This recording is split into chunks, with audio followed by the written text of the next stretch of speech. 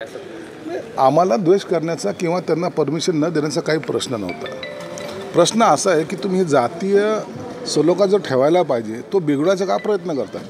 मग जर आम्ही असा उलटा प्रश्न विचारला की कर्नाटकमध्ये शिवाजी महाराजांचा पुतळा हटवला, कुठे गेला तुमचा स्वाभिमान?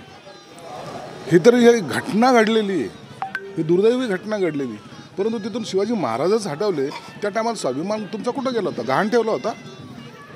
परंतु निवडणुकीच्या तोंडावर तुम्हाला जेव्हा अशा प्रकारचे आंदोलन करतात त्या टायमाला सर्वसामान्य माणसाला तुम्ही त्रास द्यायचा त्याच्या मागचा हेतू असतो, पुन्हा जातीवाद भडकवायचा हेतू असतो।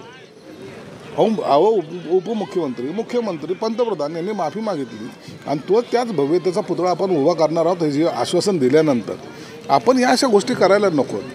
परंतु यांच्याकडे मुद्दे नसल्यामुळे हे लोकांना भटकवण्याचा प्रयत्न करतात, म्हणून हे आजचं आंदोलन आहे। कुणाला जोडे मारतात? जोडे तर स्वतःला मारून घेतले पाहिजे की तुम्ही केलेल्या पापाचं हे फळ आहे सर्व। पण मग महायुती विरोध करते तुम्ही सत्तेत असताना देखील, म्हणजे अशा वेळी कायदा सुव्यवस्थेचा प्रश्न नाही। महायुतीच्या नेत्यांनी सुद्धा अशा आंदोलनाला प्रतिआंदोलन करू नये असं माझं स्वतःचं स्पष्ट मत आहे। काही आवश्यकता नाही, लोक जाणत आहेत, लोकांना माहिती आहे की हे जे महाविकास आघाडीचे लोक आहेत हे नाटकी। संजय शिरसाट यांची आपण प्रतिक्रिया ऐकलेली आहे। जातीय सलोखा बिघडवण्याचं काम करत आहेत अशी थेट टीका संजय शिरसाट यांनी मवियाच्या आंदोलनावर व्यक्त केलेली आहे। निवडणुकांच्या पार्श्वभूमीवर आंदोलन करून नागरिकांना त्रास देण्याचा हा प्रयत्न आहे अशी घणाघाती टीका सुद्धा शिरसाट यांनी केल्याचं आपल्याला बघायला मिळते। दुसरीकडे आज महायुतीच्या सरकारमधील भाजप सुद्धा कार्यकर्ते आंदोलन करतात आणि त्यांनी हे आंदोलन करू नये अशी विनंती सुद्धा शिरसाट यांनी केल्याचं बघायला मिळते। हे आंदोलन करण्याची आवश्यकता नाही असं मत सुद्धा त्यांनी मांडलेलं आहे।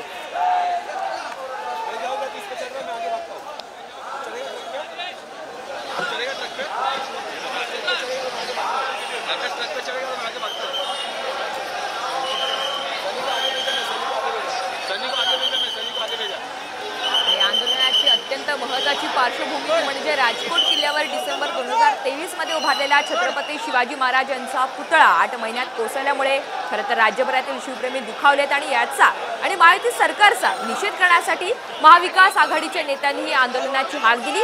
दरम्यान या घटनेची चौकशी व्हावी यासाठी आता सरकारकडून सुद्धा प्रयत्न सुरू करण्यात आलेले आहेत। नवीन पुतळा उभारण्यासाठी राज्य सरकारतर्फे समित्या स्थापन करण्यात आलेल्या आहेत। असं असताना दुसरीकडे पंतप्रधान नरेंद्र मोदी यांनी शुक्रवारी पालघर येथील कार्यक्रमात शिवप्रेमींची या दुर्घटनेबद्दल माफी मागितली, परंतु पंतप्रधानांच्या माफीनंतरही सरकार विरोधात आंदोलन होणार हे मवियाच्या नेत्यांनी स्पष्ट केलं आणि त्याचनुसार आज हे आंदोलन सुरू आहे। शिवद्रोह्यांना माफी मिळणार नाही असं म्हणत राष्ट्रवादी शरदचंद्र पवार पक्षानं आंदोलनात सहभागी होण्याचं आवाहन जनतेला केलं। या संदर्भातला एक टीजर सुद्धा मवियानं प्रसिद्ध केला।